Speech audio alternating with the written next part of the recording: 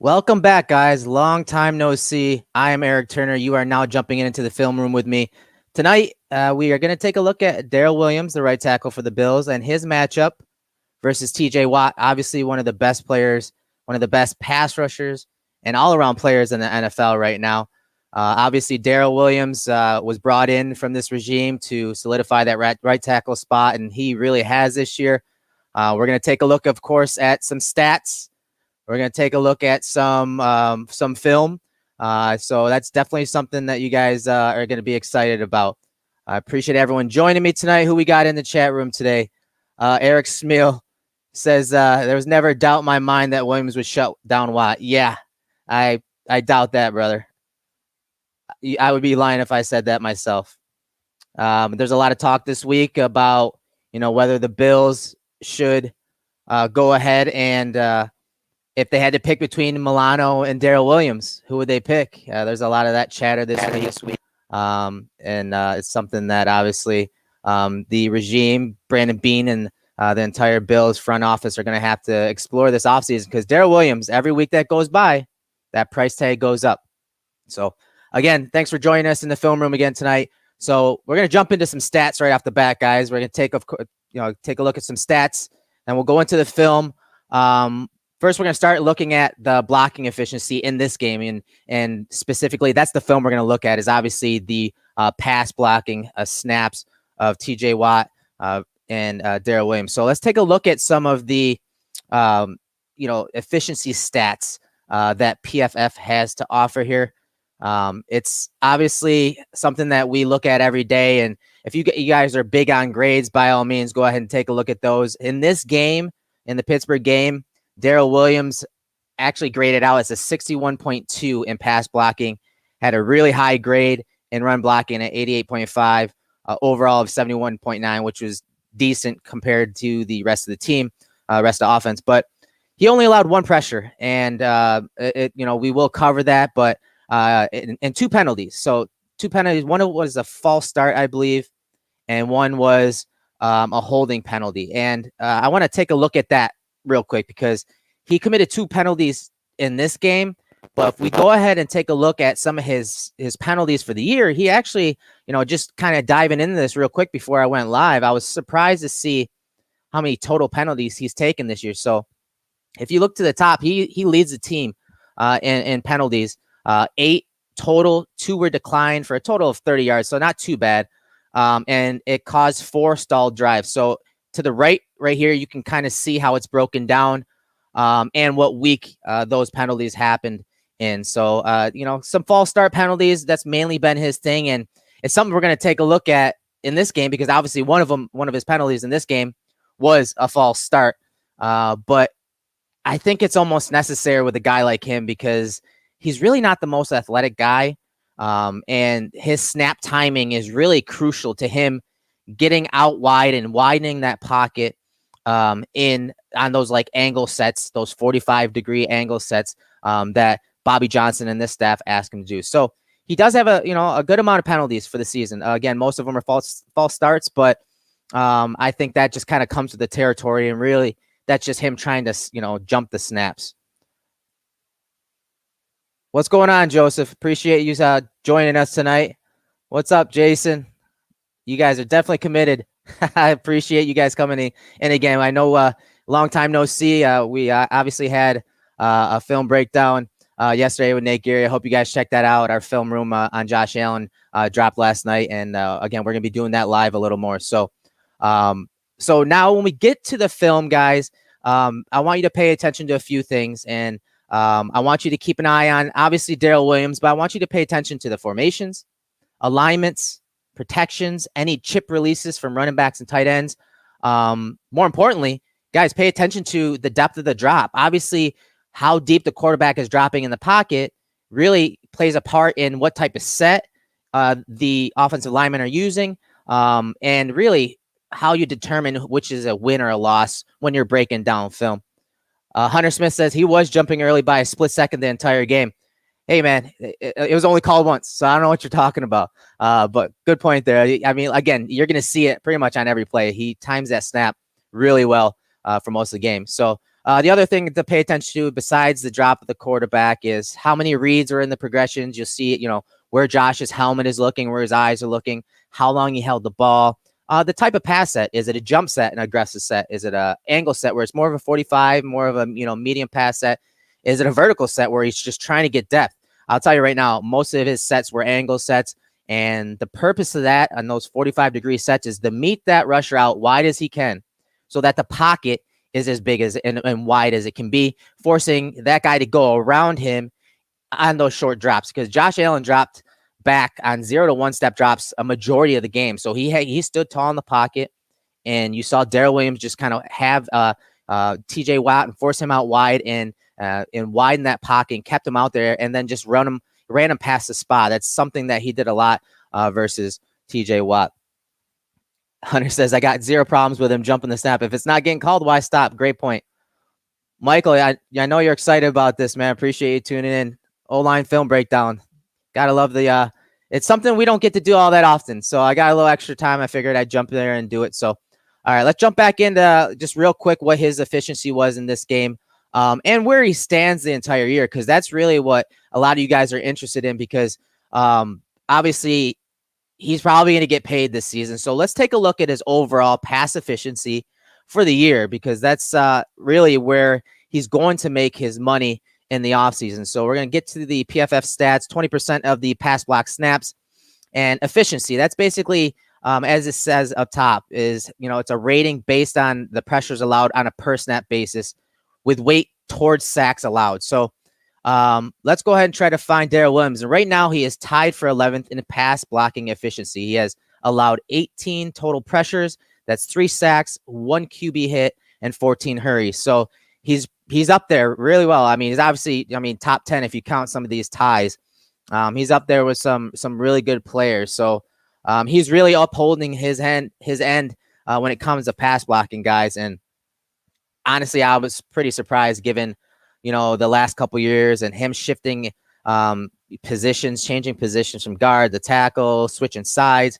He's really gotten back to his old form, which is a form that obviously Brandon Beane and this staff and has obviously familiarity with. So it's good to see that he is succeeding right now. It's one of those things that Brandon Beane can do, right? He just plucks some of these value guys and just and makes something out of them. And more times than not, those guys usually go on to greener pastures and bigger paydays, a la Jordan Phillips. So if the Bills can only sign one of Daryl Williams or Feliciano, who do you choose and why? What do you guys think to that question? Who would you take? I think the value pick is going to be Feliciano. I think Daryl Williams being a tackle, and yes, people are going to say, yeah, right tackle. He plays right tackle. It's still that really is the value and the price tag between those positions. It's shrinking by the day, honestly. And I think Daryl Williams is kind of pricing himself out of the Bills price range. So Chris Spencer, appreciate you joining us, man. Aloha. Breakdowns aren't going anywhere, so I appreciate you tuning in. So let's see, Joseph. Pretty cool to have a film session on the O-line, unsung heroes of Josh's progression accolades. That's a great point, man. He brought a lot of these guys in, and it's part of the reason why Josh has succeeded so far this year. All right, guys. Well, let's get to the fun. Again, pay attention to the formations, pay attention to the drops of the quarterback, how long he holds on to it, all of those little details, and you'll hear me cover it once we are in the film room here. But again, pay attention to those little things because they matter so much. All right, so let's start off. We're early in the game here, and obviously Williams is right here, and you got TJ Watt in a 3-point stance out wide, guys. And again, his quickness, his explosiveness really surprised me in this game. It's not something that I noticed most of the year. It really didn't pop on film, but when you put him against an elite player like TJ Watt, you really get to see that measurement. You get that barometer set by, this competition in this game on Sunday. So let's take a look at this play. His quickness, again, off the snap. Look how quick he is. Look at the pass set. Look how wide he is out wide. I mean, he's just sort of doing a good job of, again, widening that pocket. This is what we call the dish. Howard Mudd would call this the dish. You're expanding that pocket. You're creating width along horizontally, not vertically. Not those, vertical sets backpedaling like Jordan Mills used to do with Juan Castillo. No. These are more aggressive sets. He's meeting him out wide. He's maintaining a good half-man relationship. And the issue with this play is you see him as he executes contact here. He gets a little on his toes, and that's usually not good. Most of the time you want your weight on your heels there. You want to kind of sit in a chair in a way, but you see him get on his toes a little bit, but he does extend here and kind of widen even more. You see him kind of lose ground horizontally to the left side of the screen. But Josh, this is a quick pass. This is just a one-step drop, so this is all good. Even though he has his weight on his toes, Josh is getting rid of it pretty quickly from that 0-1 step drop. So that's not a bad rep overall from Daryl Williams. Next play, same thing, quickness, depth, and he did get a little help on this play. So he's obviously to the bottom of the screen. I want you to pay attention to the snap and him getting out of the gate here. I mean, he's right on time as that ball is being moved. And keep in mind, obviously, this game's at home, guys. So it's not like the crowd's a factor here, whether it's the Steelers fans and how they travel. No, none of that matters. So I'm sure he can hear the snap really well. And just the width that he gains on the snap there is just phenomenal. Look at him widen the pocket here. And again, this is a little deeper drop here this time, and you see some help coming. So the line is obviously sliding to him, but just the depth that he gets and the width is just really nice off the snap. And we'll take a look at it from the end zone angle. But he does get a little help there. And it's a good thing he did, because Watt was kind of retracing back up the pocket and trying to cut back inside on this play, on this deep shot to Stephon Diggs. So here he is out wide, obviously. And this is a play where, and he did this a lot, I call it a circle punch. And what a circle punch is basically, watch as he gets ready to punch out, he shows his hands, and that usually will get that defensive lineman to declare his move, whether it's a long arm, a stab, some kind of combination. It kind of gets that defensive lineman to show his cards. And here you see Watt just go from speed to power because of that circle punch right there. And again, the half-man relationship, how he is basically shadowing that pass rusher as he comes upfield, is not bad here. And look at his placement. Look at his hands. After that circle punch, he gets his hands inside. And you see Watt try to break free there. So great job of locking him down.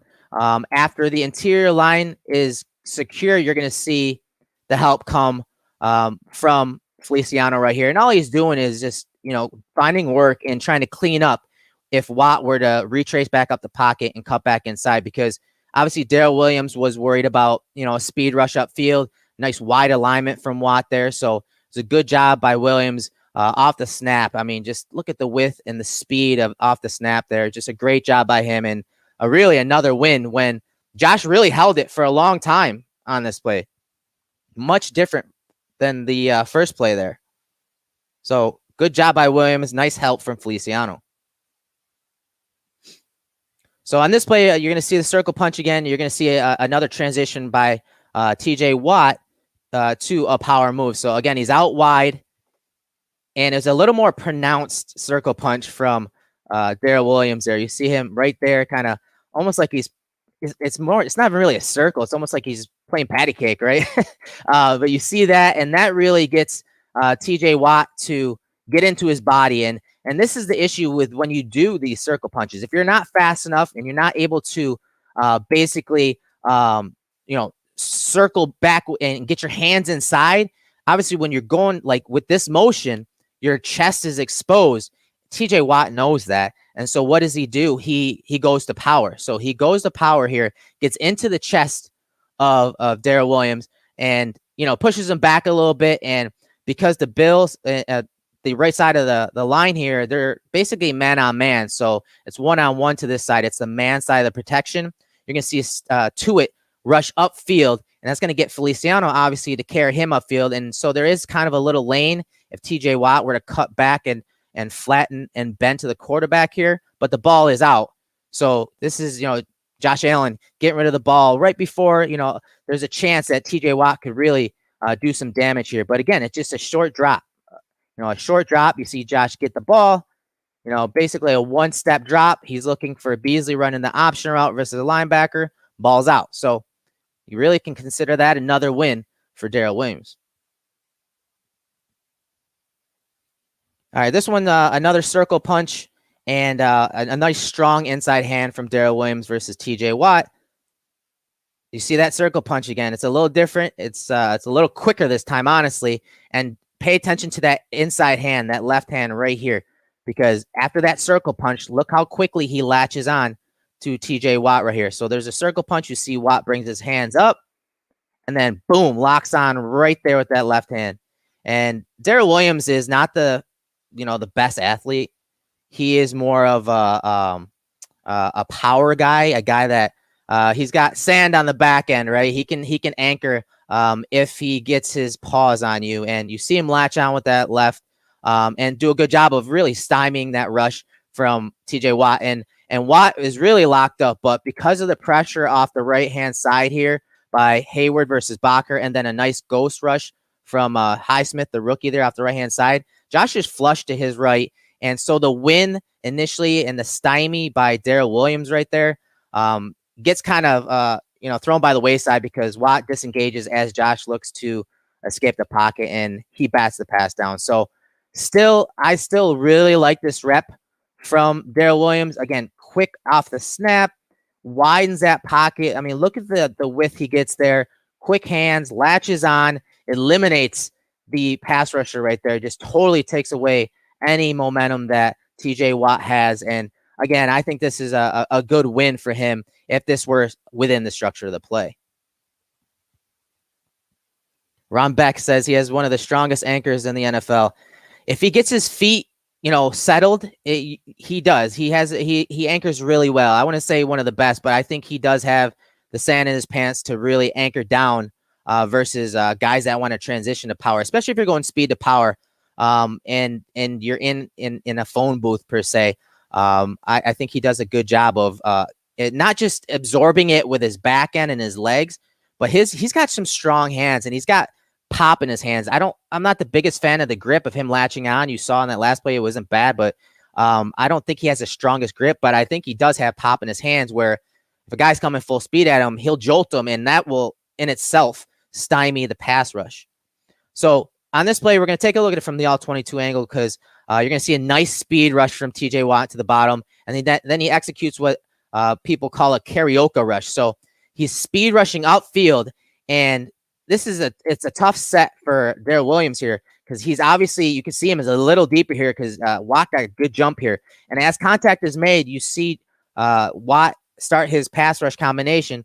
And then he kind of runs sideways, right? He kind of karaoke. It's kind of like they used to make us do in like 3rd, 4th, and 5th grade in elementary school. Warm up. We need to do a karaoke. That's kind of what he does. You see him kind of run sideways there, execute a little arm over, and then try flat and retrace up the pocket there. So he goes past the spot as Josh climbs a pocket. This is what we call a circle rush. So he's circling the quarterback and then retracing up the pocket. That is a circle rush. That is retracing up the pocket. And luckily, Josh is able to get the ball away so that he isn't strip sacked because damn well TJ Watt was coming for that strip sack. So let's take a look at it from the end zone angle here. Again, it kind of looks like maybe he was expecting a little help from Moss, but Moss is really check releasing. It's almost like he's checking this guy and then this guy over here, a Mike DeWill check rather than a chip release out to the flats here. But either way, just watch how, Williams kind of gets a little too much weight on his toes as contact is made here. You see him kind of try to bluff Watt right there. But Watt uses what Trent Murphy, Kenny Willekes uses. It's called like a touch and go. So Williams tries to show his hands. Well, TJ Watt shows his hands, and it's a touch and go. You see Murphy do that a little bit. When I talked to Kenny Willekes last year when he was coming out, he called this a touch and go.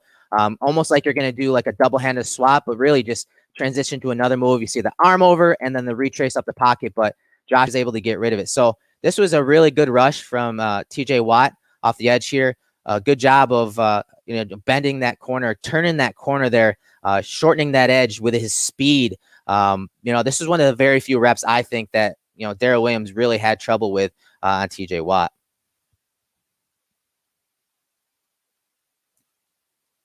Michael Lucas makes a good point here. Brandon Thorne, my boy, He talked a lot about the circle punch, trying to gain the edge versus defensive linemen, especially those with great chops. Yeah, definitely, man. And again, I think Daryl Williams, one of his strengths is the pop in his hands. And when he does that circle punch and he can latch on inside, I think the defensive linemen, the pass rushers really, really feel it. So let's jump on to the next play. So nice angle set and maintain that half-man relationship. You don't want your offensive lineman committing, when we say a half-man relationship, so if the quarterback's setting up right there, the half-man relationship is basically like halfway from the rusher, like that. I'm terrible at straight lines here. Let's try this. So if you were to, Howard Mudd said if you were to cut the guy in half right there, you want to maintain your half-man relationship. You don't want to be too far inside that line, and you don't want to be too far outside that line. He does a great job of basically putting himself and his body between the quarterback here. And you see TJ Watt try to transition to power and push off there and disengage and cut inside. And this is a play where you're going to get some help from Brian Winters after he passes the pass rusher onto Feliciano, who's at center there. So good angle set here. Good job of, again, maintaining that half-man relationship. He's not able to latch on here, and TJ Watt cuts back inside, but this is one of those plays where Daryl Williams got a little help. So, again, pay attention to those kind of plays and how and when they slid to him, because it's really important. So this is a super wide alignment by TJ Watt right here. He's using a speed rush, and I want you to pay attention to the QB's drop here, because obviously this is a play Josh was not feeling composed in the pocket. I mean, he's backpedaling. I mean, I can't even count how many steps he took back. 1, 2, 3, 4, 5, 6, 7 step drop. And he's scanning both, the entire field, which he really shouldn't be doing.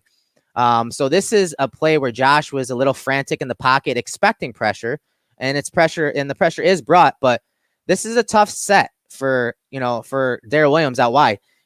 Because of the formation by the tight end right here, he's in line. That kicks, obviously, TJ Watt out wider. And the wider he goes, the wider the line he's going to take, have to get to the quarterback and bend and flatten to the quarterback. That also means that, obviously, that Daryl Williams is going to have to adjust his line to put his body in position to block TJ Watt.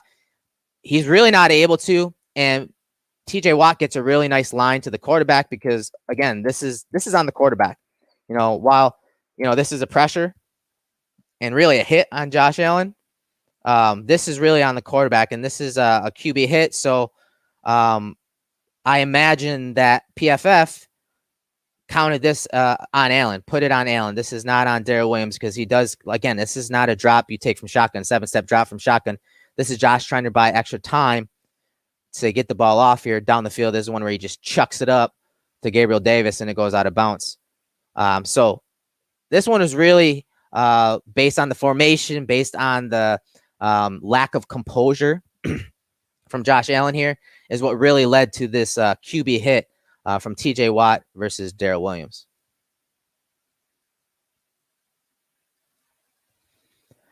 All right, next play. Another alignment you need to pay attention to. So rather than having him Dawson Knox in line just off the tackle, they widen him a little bit. And obviously now Watt isn't a 3-point stance, but he's an inside shade on Dawson Knox. So what does he have to kind of worry about? He kind of has to worry about maybe some kind of a chip release here or down block right here. But watch how that affects TJ Watt, the pass rusher. So on the snap, that alignment by Knox, you see a quick peek. He's kind of using his peripheral right here to see if Knox is doing anything to him. He's not. Now he's getting his helmet on and eyes on the quarterback here. But look at the line. Look what it does. Look where he was aligned. Then see how he has to cut inside so that he avoids Dawson Knox. So that right there, in conjunction with the snap timing from Daryl Williams. Again, watch when the ball snapped. Watch how quick he is out of his stance, and he's already gained a yard or two to execute that proper relationship. You see how that line that TJ Watt has to take to get inside Dawson Knox, but get out wide of Daryl Williams, really kind of helps Daryl Williams here. And it's a good play of maintaining that angle and that relationship, and then again riding the pass rusher wide. And as TJ Watt tries to bend the corner here, look at how his knees kind of buckle a little bit. Look at those hands. That's Daryl Williams with his hands and his body weight leaning on TJ Watt right there and staying in front of him. That's a great job. It kind of gives you an idea of some of the strength, some of the power that Daryl Williams has. Again, not the fleetest of foot, but if you have that snap timing and you can take good angles to the pass rusher, you're going to have these type of opportunities to get in close to a pass rusher and then lean on them. And that's when, he's in business as an offensive lineman.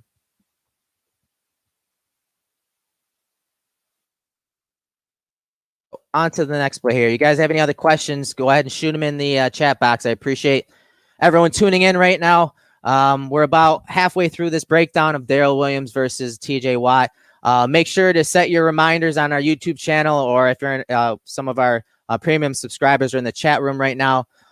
You guys know that our boys Aaron Quinn and Greg Thompson will be going live in about an hour and a half, 9:30 p.m. Eastern, to preview the game versus the Broncos this week. So I'm covering the game from last week, and we're going to have our other boys obviously breaking down our upcoming opponent. So thanks for tuning in, guys. Appreciate you supporting us each and every day at Cover One. So I really like this angle set from Daryl Williams on this play. You see it. He does get a little help at the tail end, but let's isolate this, because while he does get help, watch the angle he takes here. Again, snap timing is crucial. He gets out there and he's got a good angle on him, and he really just locks him up. And Moss does come in there, try to give him a little shoulder there, but you can see that as Watt tries to bend and flatten to the quarterback, again, another short drop, right? Another one-step drop there. You see Williams, he's dead to rights on TJ Watt. He has him. There's no way that Watt's getting around the corner there. He has a great wide edge set here. And Watt really kind of just gives up, and Moss really didn't do anything on this play, even though he did obviously was supposed to help out a little bit. I think this was just a great job by Daryl Williams on his own on this, again, short drop from Josh Allen. What's going on, Travis? Thanks for joining the breakdown here. Ron, my dude, always supporting us, man. I appreciate it. Cody, I know you have your reminder set, man. You're always in the chat box with us. You're always supporting us. Appreciate it. All right, let's jump into the next play here. All right, so this is an interesting play, and it happens from time to time, guys. It's called the squeeze. So I want you to watch Feliciano. I want you to watch Daryl Williams to the top of the screen. I'm going to slow it down so you can see their hand gestures. Right there, you see Daryl Williams, the right tackle, kind of pat his left butt cheek, right? And then you're going to see Feliciano do the same thing. Call that a squeeze. And you'll see it better from the end zone angle what that means, because there are basically three rushers to their side of the protection, and when obviously there's only two offensive linemen to cover. So this is what we call a squeeze. This is that pass to Dawson Knox that was a little off target here. But Josh knew he was going to be under duress on this play. So it's sort of like a dual read, right?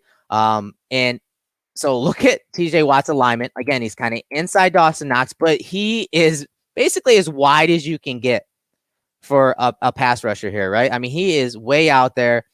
The formation obviously is something that he saw already. So we have one possible rusher here, two, and then you got to count this guy right here that's mugging really head up over the guard. So they have three possible pass rushers with only really two possible offensive linemen, because you can see Mitch Morse is covered up, and then you obviously have possibly one or two more rushers out this way for these guys. So this is a tough read, and this is why it's called a squeeze. So what they're going to do is they're going to squeeze. So they pat their left butt cheek, because they're going to say, hey, okay, if these two guys come, we have to take them. So if these two guys rush, Feliciano and Daryl Williams are going to squeeze inside. You're going to take both of them, right? He's going to, obviously, Daryl Williams is going to have to cut inside, protect that gap, and take those two. That's a squeeze.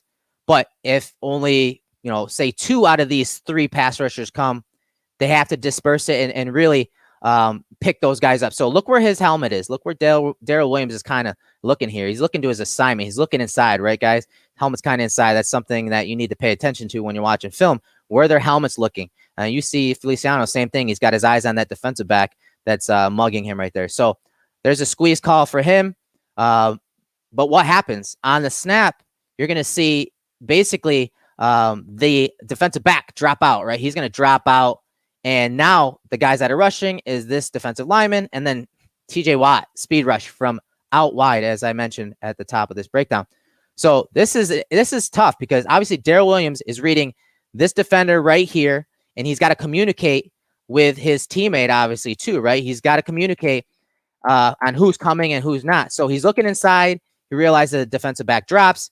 Okay, that means Feliciano has a down lineman there. Now I have to kick out wide and try to pick up TJ Watt, but there's just no way. His angle is not that good here. He has to stall a little bit. The snap timing isn't as advantageous as it had been in prior reps. And you see TJ Watt really, for one of the very few reps, kind of get the corner there. But luckily, Josh Allen, hit the top of his drop. He knew that pressure was coming, and he makes a quick decision to throw it. But that duress and being under pressure really leads to an inaccurate pass when really, man, this is a shot for a touchdown.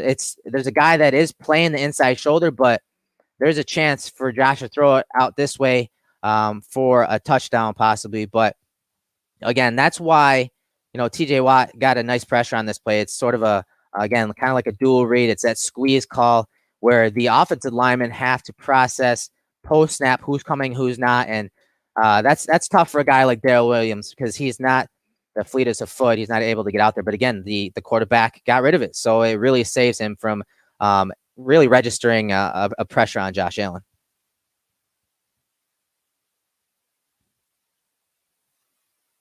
Are we getting some comments on some of the O-line for the Bills? Ford was terrible at right tackle last year and was terrible at guard this year. Would not go into 2021 relying on Ford as a starter.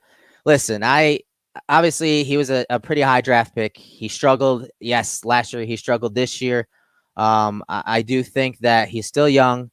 He was dealing with some injuries. I do think that we got to give these guys time to develop, especially a guy like him that they're bouncing him around, asking a lot of them in his first 2 years. So while I do agree he did struggle a lot, I still think that you got to give him time, guys. Offensive line is a tricky position. Sometimes guys are able to adjust quickly. Sometimes they're not. And a guy like Ford being bounced around and, having to adjust to the speed of the game, especially coming from the system that he played in and the competition he played at on a week-to-week basis, not necessarily the big games. I still give him time to develop. So another formation, guys, another formation where Dawson Knox is out wide and again, forcing, TJ Watt to kind of look if there's going to be some kind of block there or an assist. So I call this a formation assist. Again, it's going to help Daryl Williams.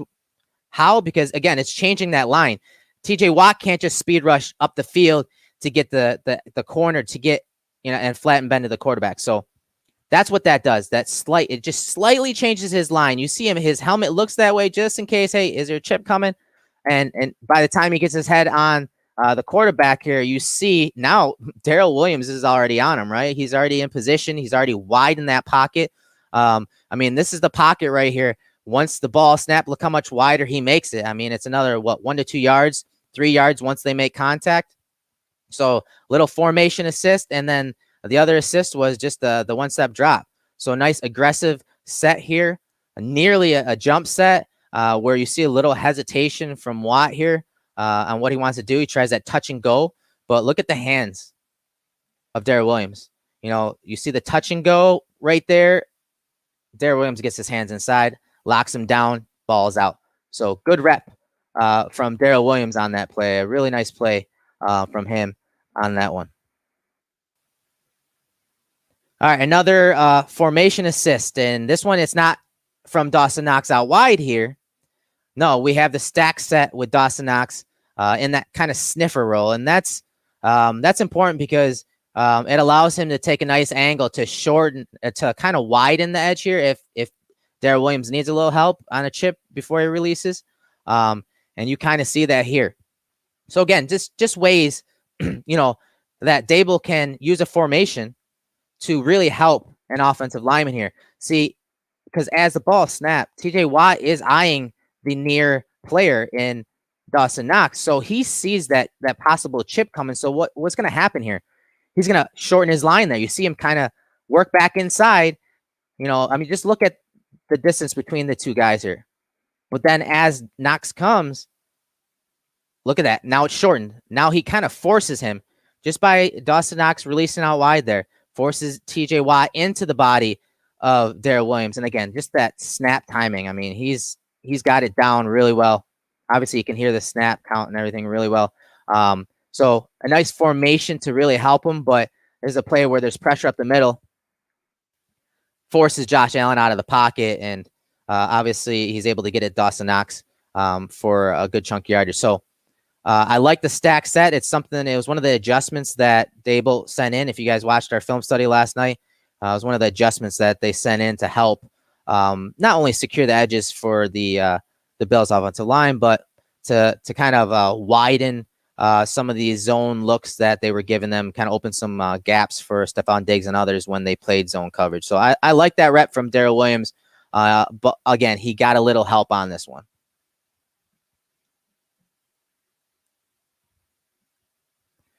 So another play where he gets a little help there. It's minor. He doesn't really get a chip, but he doesn't really.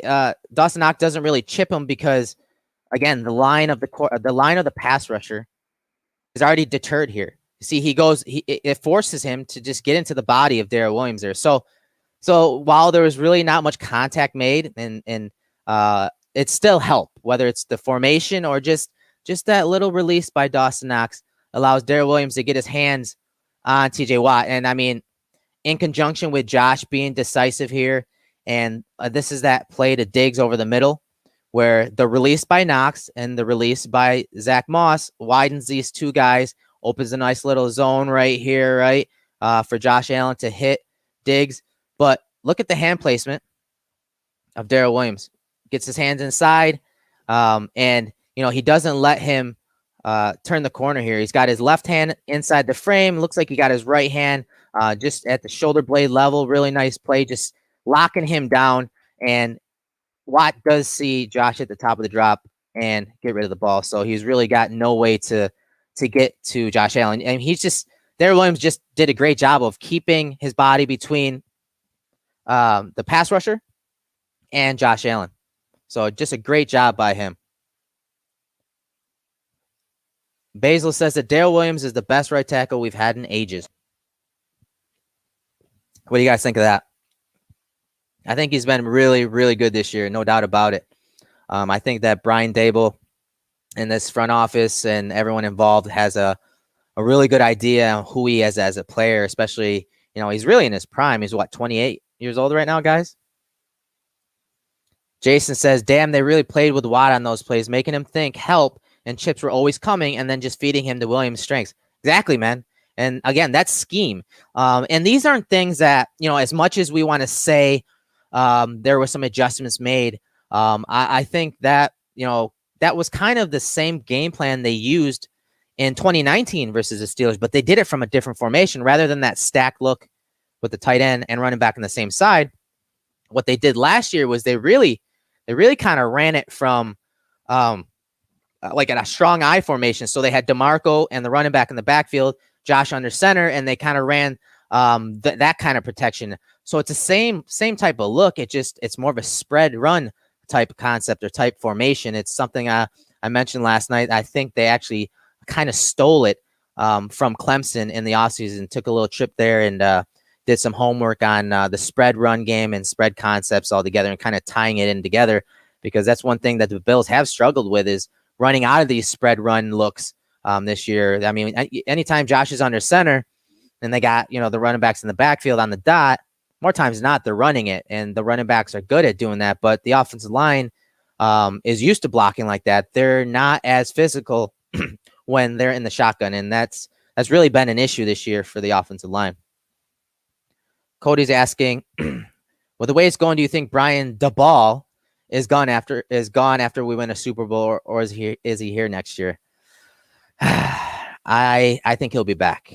I think while he has accomplished a lot at the college level and NFL level, I think really regardless of what happens, I think he is back one more year. I think there are some other coordinators that really probably deserve it more than him. You know, Eric Bieniemy being one of them, and again, there could be numerous spots open, so there he could still get a job. But I do think maybe one more year is needed for him because, yeah, he won a championship, a national championship in Alabama. Obviously, won some Super Bowls with the Patriots years ago. I think they still want to see a little more consistency from him, and what can he do now that Josh has showed his development? Because obviously, that's the biggest reason he is being looked at as a head coach is the development he had on Josh Allen's career so far. So I don't know, man. I think one more year is what's going to take. So this play, you'll see the pad level kind of off here. So he's awesome on the snap timing. He's really out of the gates quickly, but you see his pad level just a little elevated here. And this is TJ Watt getting into his body right there. You can see him. He gets lower there and is able to kind of break free back inside here. And Feliciano does kind of help late here, but I just wasn't a big fan of his pad level on this play. But really, with a one-step drop, again, he's kind of saved here. It's a quick pass to Cole Beasley over the middle, and the ball's out of his hands. So not that big a deal, but it's something where you saw TJ Watt go for that touch and go again, and again, it's stymied. I just like to see him sit down a little more, and I don't like to see him kind of cross over right there. I don't like seeing him cross over. That's never a good thing with an offensive lineman. Why? Because if your pads are high and you're crossing over, this is exactly what happens, is he's pushed by, and then now TJ Watt has an inside lane if he wants it, and if the ball isn't out. So you don't like to see offensive linemen really cross over their feet there, but got to get your pad level a little lower. That's one critique for me on that play. Ron kind of mentioned that as well. Williams looks like he has trouble with popping straight up out of his stance. Yeah, from time to time it is an issue with him, but it's not anything too major. Okay, so let's take a look at this play. Again, timing the snap and how quick he is out of his stance, and pay attention to how wide Watt and Williams are once contact is made, but also kind of the depth that Daryl Williams gets here and has to ride Josh Allen by the spot on this play. You'll see it again here. I'll rewind it. So watch the ball being snapped by Morris and watch Williams out of his snap. Boom. I mean, it's almost, he's like a split second right before, a millisecond before the ball snap. It's important for that guy. And again, he meets Watt out wide and then rides him wide as Josh checks it down to Dawson Knox on that play. Let's take a look at it from the end zone angle here. So again, pay attention to the pad level. It's kind of, his weight is kind of on his toes a little bit, but I like his hand placement on this one. So quick out of his stance. You see the explosiveness. Watch that kick step right there. That first step out wide. It's so important, that you want to gain width and depth on that. You want to meet that pass rusher out wide there. You see TJ Watt kind of trying to read what's happening here. He's processing run the pass because of the little ball fake right there to Zach Moss. But then he accelerates and tries to manipulate his stride out wide there with a little touch and go. But you see, it's almost like there's too much weight on his toes right there. He's kind of leaning forward while he's gaining depth and getting into his set there. So his weight is a little on his toes, but his hands are in good shape. You see the touch and go attempt from TJ Watt right there, but his hands are inside. And again, the power when he uses his hands, you see watch the hips of TJ Watt and how his back kind of straightens out right there. He's not able to turn the corner on Daryl Williams there because of the power and strength from Williams. And then again, now once Williams has his hands on him, he just tries to ride him as wide as he can without really getting a penalty on this play. So I really like this rep. I would just like to see him kind of sit down a little bit more. But I can understand why he is a little on his toes. He's trying to basically change direction, change the pace of that at set, that semi-aggressive set, as TJ Watt is changing the speed of his pass rush. Basil said it's like Daryl really set himself up for the challenge in this game. Hyper alert. I have to agree with you, man. I honestly, again, I think for most of the year he's been all right. It's not that he's been. I think he's been a little overrated, to be honest, as far as like how people are grading him and talking him up. But I think he's been very solid. I think he's been a top 15 right tackle. But I think he's been a little overhyped a little bit too much, and I think people pay a little too much attention to the stats and the PFF grades and whatnot. But I think this really was a game for a frame of reference. When you're trying to set the standard for the type of play that Daryl Williams is playing with, this is a game that in the offseason we're going to be referring to. This is a game that every front office and scout that is looking at a pro scout that is looking for their team to upgrade at tackle, they're going to be looking at this. This will probably be the first game they turn on when they're scouting him. No, I actually like him more in run blocking, to be honest. I just think just purely a right tackle, I think he's in that, middle of the pack. And there's some variance to it. So some days he can crack top 10 in run blocking. Some days he can crack top 10 in pass blocking. Sometimes he's up near the 20. So it depends. It just all depends on the rusher. Now, TJ Watt is a great pass rusher, but he's more of a technically sound guy. He's not really a guy that's going to win consistently with explosiveness upfield. And I think that's where, Daryl Williams has struggled is speed, purely speed rushers. And you saw it happen a couple times here, but again, he was kind of saved by Josh getting rid of the ball. He was saved by some of the formations. But so again, this is later in the game, guys. So you see the formation again, Dawson Knox out there. And obviously Watt has seen this. So now he's not even paying attention to that. He hasn't hit me the last 2 or 3 times they've done this. I'm going to just worry about taking my line to the quarterback here.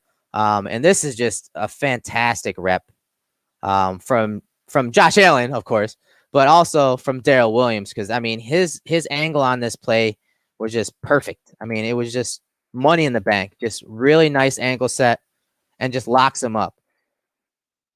See him gain that width and then just latch on. And, TJ Watt goes for power, kind of lowers his helmet, puts it in the chest of Daryl Williams. But you can see as Watt transitions the power there, it barely phases Daryl Williams there. So, and this is one thing with the Bills offensive line that a lot of people don't really talk about.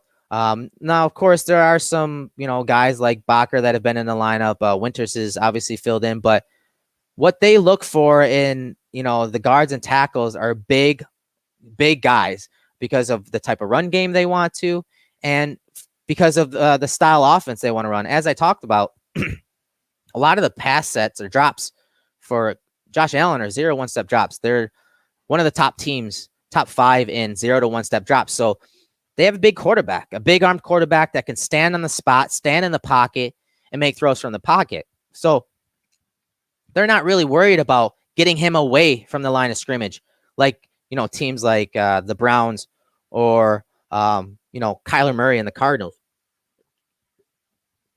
Those type of things that the Bills don't have to really worry about. So you're going to see a lot of 0-1 step drops. And again, that's good for the offensive line because they're trying to widen the pocket. Look at that little pocket right there. Look how much wider it is from where it started. So, I mean, it's like night and day. I mean, look where they're at now. Now watch the dish. Watch them widen. I mean, that's widen the pocket, and it's a nice dish, a nice petri dish for Josh Allen there. And they have a big offensive tackle in Deion Dawkins and Daryl Williams, able to get their hands, big grizzly bears to get their hands on those pass rushers. And Josh is big enough to stand in the pocket or even just climb the pocket a little bit, but stand tall in that funnel and make a throw like this to Isaiah McKenzie. So Good play by Daryl Williams and the offensive line. Great play from Josh Allen of manipulating the pocket to get the pass to McKenzie for the first down. Hey, Jason, I appreciate that, man. Hey, I appreciate if everyone could hit the like button, share button. Comments are always a big thing, and obviously YouTube and the algorithms they throw at us. So if you guys could take a moment and obviously leave some comments, and obviously I appreciate you guys tuning in and jumping in the chat room with me. Good point, man. What Williams is 6'6", 330. He's hard to move. He is, and like I said, big grizzly bear. Once he gets his hands on you, if you're trying to transition to power in a phone booth, more chances than not, you're not going to be able to move that guy. So let's move on to the next play here. Winding down, only a few more plays here. So again, this formation is something to note because you have kind of a flex by, Dawson Knox right here, but it puts TJ Watt out wide, right? So he's going to use a speed rush on this play, and you're going to see Daryl Williams kind of open the door here, and I'll show you what that means. Is obviously Daryl Williams has to kick out wide here to pick up TJ Watt, and it even looks on the snap, he's kind of looking inside just in case they do send two from inside there. Like, for example, if this guy was to rush and this guy is to rush, there's a chance that maybe Feliciano's kicking in there, and then Daryl Williams would be there, and this would probably be Josh's responsibility. But either way, you see Daryl Williams get out there, and now his shoulders are perpendicular to the line of scrimmage, and a lot of offensive line coaches don't like that. Now, if you go and watch some clinics of Howard Mudd and some of his teachings, he's a little less strict. He's a little less he's more unorthodox, I should say, than offensive line coaches. So he wouldn't really have a problem with this. He would call this chasing down the pass rusher. And why is that? Why is it okay to turn your shoulders? Because, again, that wide alignment because of the formation really puts Daryl Williams at a disadvantage. So it's almost impossible for him to normal kick slide, whether it's an angle set or vertical set, to a spot to cut off TJ Watt here. So what Howard Mudd used to call it is, he says, screw it, turn your shoulders and run, right? You're out there, turn your shoulders and run with him, chase him down, get your hands on him, and just try to ride him wide of the spot, obviously, right? I mean, we talked about that several times in this breakdown. But that really is he's really at a disadvantage here, and TJ Watt converts really well right here. He just dips under the hands of Daryl Williams here. TJ Watt does a great job of dipping under the hands, lowering his pad level, ripping to the sky, and now he just secured leverage. He just secured that short edge there. He's able to, try to bend and flatten to the quarterback here. But again, Josh does a great job of hitching up and then finding the front door and trying to get outside the pocket here. But watch Josh dip that shoulder. I see you, TJ. I'm going to dip that shoulder, protect that ball, get outside the pocket on this play. So Daryl Williams did a great job as best he could based on the formation and based on the alignment of TJ Watt and the speed rush. Again, TJ Watt secured that edge there. He's able to lock it in, but he's not able to retrace up the pocket, circle rush to Josh Allen because Josh escapes the pocket. So good job either way on that play from Josh Allen and Daryl Williams.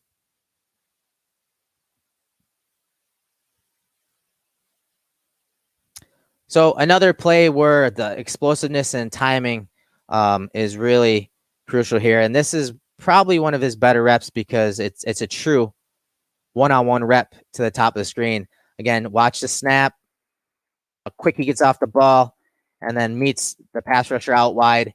And, I mean, just look at him in regards and in relation to where Josh is in the pocket. Josh is right here in the pocket. TJ Watt's already by him. He's already, gone too far upfield. And now Daryl Williams has inside leverage here, and he's not able to cut back up this way. And, Daryl Williams has him locked out right there. So really nice play from Daryl Williams on this one. We'll take a look at it from the end zone angle. Hey, you guys, make sure in about an hour that you tune in to Cover One Buffalo with Aaron Quinn and Greg Thompson. I appreciate you joining us right now. But, the boys are going to be holding it down and giving you a preview of the upcoming game this weekend. So another wide alignment from TJ Watt on this play. Angle set, and again, widen that pocket, and just watch the hands. I'm going to slow it down for you. Watch the hands of Daryl Williams as TJ Watt kind of shows like a chop. He's looking to chop down the hands right there. And this is why you circle punch, right? This is why, you show your hands up, up, whether it's hip level or wherever you want to hang your hands at. And then they disappear. You make them disappear. And then boom, he locks them in. Just a great job of locking his hands in after that attempted chop right there. Locks him in. And with his hands on Watt, Watt can't manipulate that stride. Right here, you see him try to take off with that left foot.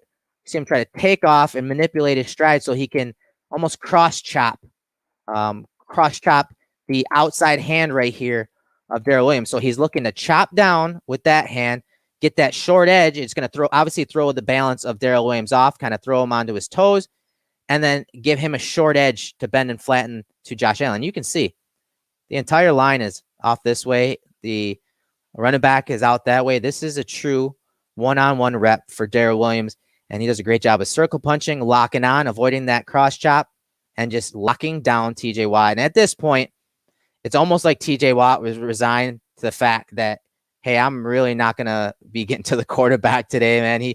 He went at it with a bull, a monster right tackle in this game, and I think it really kind of caught him off guard. And I find it interesting that the 2 touchdowns by the Bills, TJ Watt wasn't on the field. So the Bills had good enough drives, did a great job of extending drives, that when they got into the scoring areas, TJ Watt was, getting a breather on the sideline. And I think that was obviously something that was a storyline that really wasn't talked about all that much. Jason says, imagine the world where Josh is trusting Williams so much against Watt that he isn't even looking Watt's way on a true 1-versus-1. That's a great point, man. And when people talk about, whether they should sign Milano versus signing the right tackle, Daryl Williams, there's some validity to it, because a guy like Josh, as much as he's improved, keeping his eyes downfield and going through his progressions, there are times where he does drop his eyes, especially when he's looking to the right. We broke it down last night, several plays in this game where, the edge rusher got pinned inside or ran a loop inside or drove hard inside, and you saw Daryl Williams or Deion Dawkins pin that guy inside, and then Josh saw, greener pastures, so he looked to escape the pocket when he didn't really have to. That's something that, with a right-handed quarterback, the right tackle, if it's a bad right tackle and there's consistent pressure, if you have a guy flopping around on the field, on the turf, like Jordan Mills used to, right-handed quarterback sees that, like Josh Allen, he's gonna want to bail the pocket more than the average quarterback. So while he has improved that in that area, I do think that is a good point by Jason. So that is something that this staff will have to, and front office will have to take into account. All right, I think this is the last play, guys. So if you have any questions, make sure to throw them to us right in the next couple of minutes here. All right, so another angle set here, and this is another one of those reps where you just see the power of Daryl Williams here. I mean, in this set, again, here's the pocket. Watch how it expands. This is again Callahan, Bill Callahan, the offensive line coach for the Cleveland Browns. Always talks about expanding the pocket and running these angle sets. You want to meet this pass rusher as close to the line of scrimmage as you can. Why? Because that means you're on him quicker. You force him to declare his move more times than not quicker. And you're not going to eat moves, is what he calls it. You're not going to eat that pass rush combination that he has planned for you. So the quicker you can get out to him, the quicker that and closer to the line of scrimmage that you can meet that pass rusher, the less moves you're going to see, and the more disruptive you can be to his plan. And you see him get right up on TJ Watt, and really Watt, he's kind of resigned to the fact that, hey, my speed rush isn't going to work here. Goes for a power rush, and then you see Daryl Williams just lock him, and then again lean on him. Look at his hand placement there. Really nice job right here, just latching on right there. And then once your hands are on and locked on, now you see him drop his body weight, drop his hips, and just lean on him. Guess what? You're shut down. Falls out of Josh Allen's hands. Unfortunately, it goes incomplete. So another really nice set from him. Nice wide set. He widened the pocket. Again, pay attention to where, in relation to the hash it is. Just widens that pocket. And when you have a quarterback that can stand on a one-step drop, again, he's just taking one step. And some coaches won't even call that one step. But we usually classify it as a 0 to 1 step drop. He's standing on the spot, never having to move. He's got a wide pocket all day, and that's just locking it down for your quarterback. Now you want to see Josh actually hit this. So good job by the offensive line here of widen that pocket, keeping a nice pocket for Josh Allen. Unfortunately, it goes incomplete. So I think that wraps it up, guys. So what do you think? What do you guys think about Daryl Williams versus TJ Watt, that game? I left out, obviously, there's like 46 dropbacks for Josh Allen, so I didn't break down every single rep. Most of the reps that I left out were reps that there was some kind of twist executed where it wasn't really a one-on-one for Daryl Williams versus TJ Watt. But what do you guys think of his play in relation, especially to his grade? And this is one thing a lot of people argue about every week is, film versus advanced stats versus film versus, PFF grading. He was graded as a 61, which from what I've been told, grading for a player, for a starter, starts at 60. So if he had a 61 as a pass blocker for the day, but they're also touting him as, only allowing one pressure, doesn't match the film. So that's the thing that you got to pay attention to when you're kind of using these grades as, your bar room argument. Yeah, well, he graded a, 87 in run blocking this game. Again, there's a lot of context. As a pass blocker, he was good. Obviously, he was good. I don't know if 61's good for them. Maybe it is. But all I know, there were some pass sets where he had some help. There's formations, there's different alignments by the tight ends, inline, flexed, out wide, to help Daryl Williams and to help, shorten that line from TJ Watt as a pass rusher. Obviously, there's some chip releases, some formations to help him, shorten that line. So some 0 to 1 step drops. I mean, it's something that, again, the Bills do a lot of. Let's see if I can pull some of those stats up. Because in that game, again, from shotgun, and the 0 1 step drop is still 5, 6, 7 yards deep. Don't get me wrong. But it's still just standing on the spot and, not really having to drop deep, which obviously makes your offensive lineman to have to account for that as well. So let's take a look at some of these stats. Let's bring it up real quick before we close it out here, just to give you an idea on how many pass drops were of the 0 to 1 step variety. So this is courtesy of Sports Info Solutions. I'm sorry, SIS. So these are 0 to 1 step drops. And Josh, for the week 14, had 22 dropbacks out of 46 that were 0 1 step drops. So that tells you he led the quarterbacks for the week.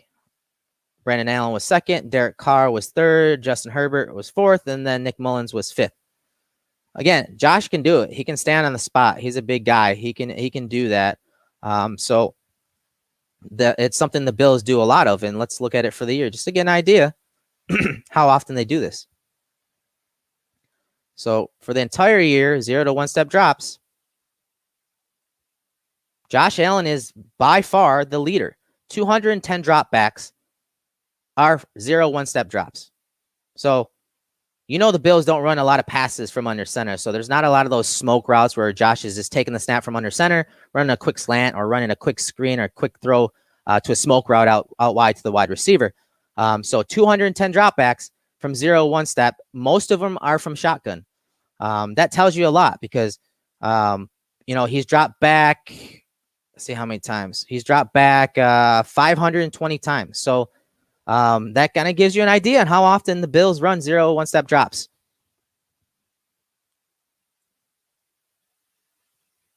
I'm getting a couple questions in there. Let's see.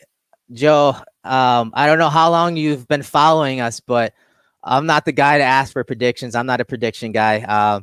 I would urge you to join the guys in about an hour and get their predictions because they're going to be giving you their predictions. I'm not really much of a prediction guy. Sorry. As a former player and coach, it's not something I really delve into. And to be honest, I'm still breaking down the Steelers game. That's one thing when I break down film, I don't just advance right away to the next week. I like to look at different areas. Again, this week it was offensive line. Obviously, I do the Josh Allen breakdown every week with Nate. The other thing I wanted to explore this week was Taron Johnson's play, but I chose to do this instead. This or the 7-minute drive to end the game. I thought that was pretty cool and something the Bills are going to need going into the playoffs. But I'm not really a prediction guy, and I honestly couldn't give you a prediction anyway because I haven't watched a lick of Broncos film this week. I had watched some earlier in the year, but obviously that means really nothing right now. So if you have any other questions, send them in right now. So a question from Jason. Do you think Williams' success is sustainable because it's based off of a solid technique instead of pure athleticism, or do you think his lack of athleticism will catch up with him soon? Great question. And the roundabout answer is it all depends on the scheme. It all depends on, what they're asking of the quarterback. Again, the depth of the drops, what type of protections they're running. Again, it works well here because they don't need the most athletic, tackles. They don't. They just want big guys that have strong hands that when they can get that, once they get their hands on that pass rusher, which more times than not they can because they're not, running these deep drops, so the pass rushers have to run those short lines and flatten to the quarterback. And eventually you're going to have to meet that bear because he's going to have a good angle on his sets. Eventually you're going to have to face the bear and he can lock you down. So I know it's kind of a coach speak answer, but that's really the truth. It really comes down to scheme and what they're asking of him and what the Bills are asking of their tackles, specifically Daryl Williams. I think he's in a good spot right now, and I think that's why the staff always preaches you'll be your best version of yourself, and I think they understand who he is because this front office, this coaching staff, they are some of the best at self-scouting and self-evaluation, and they're some of the best at evaluating their players and getting the most out of them.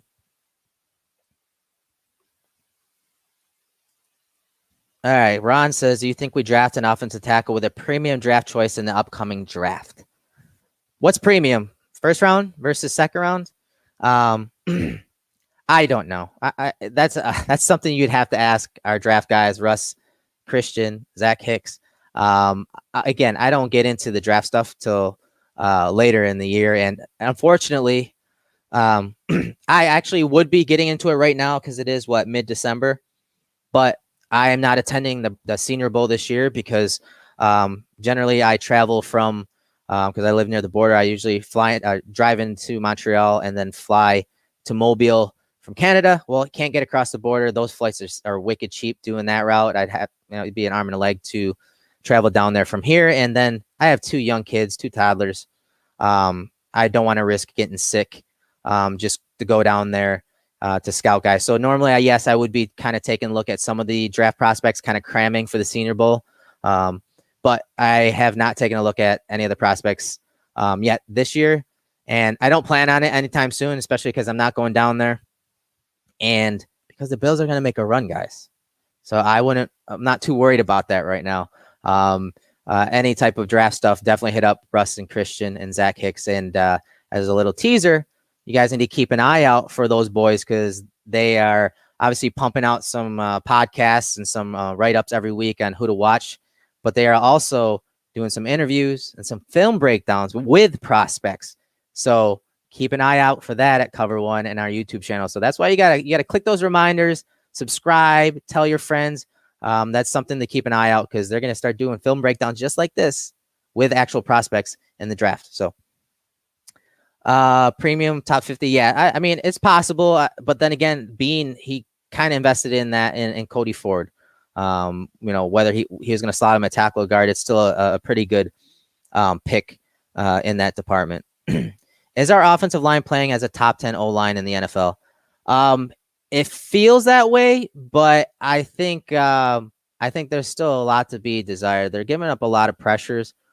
And a lot of that is the offensive line's fault. A lot of that, it falls on Josh Allen. We can take a look at some of the PFF grades on that or efficiency if you guys want real quick. We still got a little time.